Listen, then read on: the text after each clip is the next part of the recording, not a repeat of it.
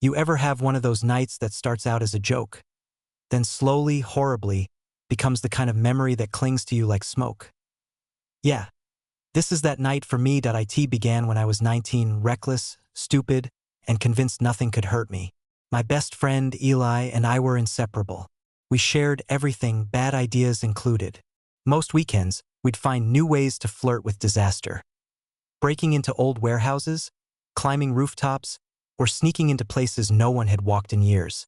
It wasn't about danger, it was about feeling alive. That night, we decided to explore the woods behind town. Nothing wild, just a little midnight thrill. Those woods were the kind no one talked about anymore. Half the town near that side had burned down decades earlier, and people swore it was cursed. We laughed that off. Packed a couple flashlights and started walking. After about 40 minutes, the last of the streetlights faded behind us, swallowed by trees that felt older than time. Our flashlights carved thin tunnels through the dark.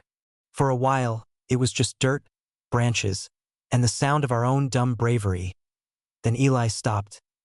"Do you see that?" he whispered.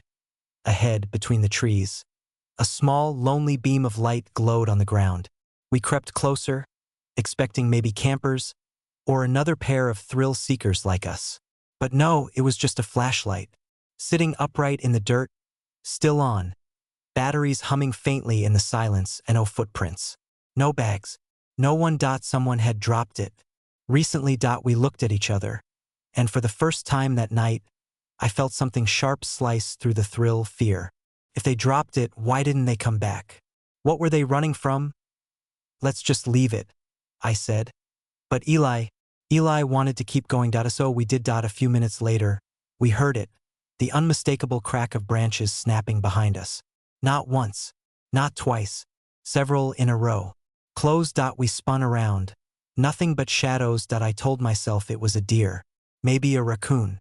But then it happened again, this time closer, faster, like footsteps. We froze.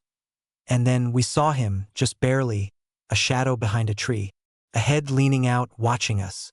The flashlight trembled in my hand as I whispered, "Eli, run." We didn't think.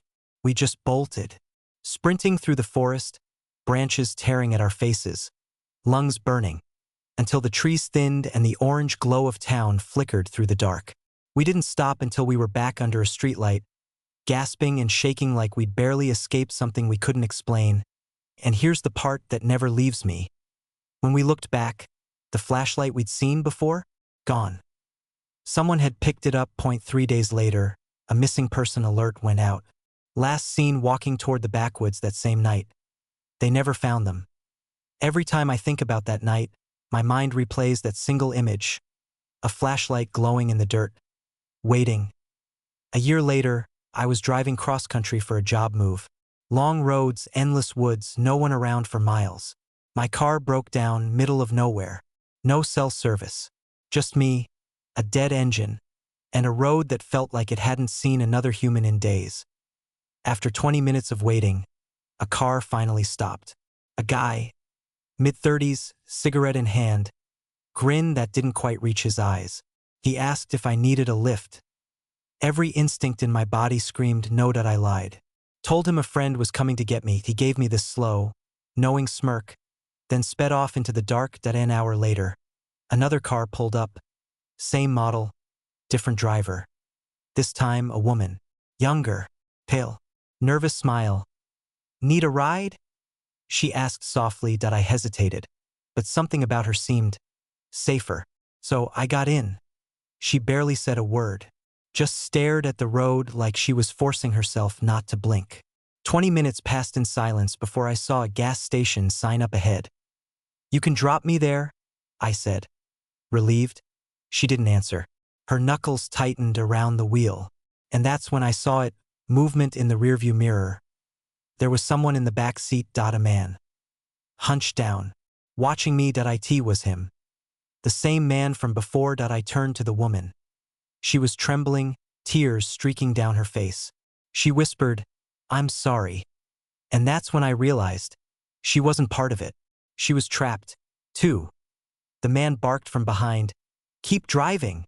But when we hit the gas station turnoff, she jerked the wheel, slamming on the brakes.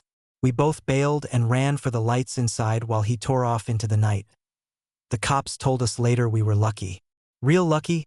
They'd been tracking a pair linked to a string of disappearances along that highway. The woman had been missing for weeks. Months later, I started working overnight at a small diner off the highway. I liked the quiet, the safety of bright lights and constant coffee. Until one night, a trucker told me he'd seen someone standing behind the diner when he pulled in. I went to check. Nothing there. But later, when the door chimed and no one came in, when I heard movement in the back room, that's when I saw him, a man in a dirty blue hoodie, gray beard, calm smile. He sat at the counter, eyes locked on me, and said, "Just you here tonight?" My hands shook as I poured his coffee. "Yeah, just me." He smiled wider. "Must get lonely out here, all alone, in the dark." When he finally left, he didn't get in a car. He just walked into the woods behind the diner. The same woods where I once saw a flashlight glowing in the dirt. And I swear, just before the trees swallowed him, I saw that same light again. Flickering, waiting,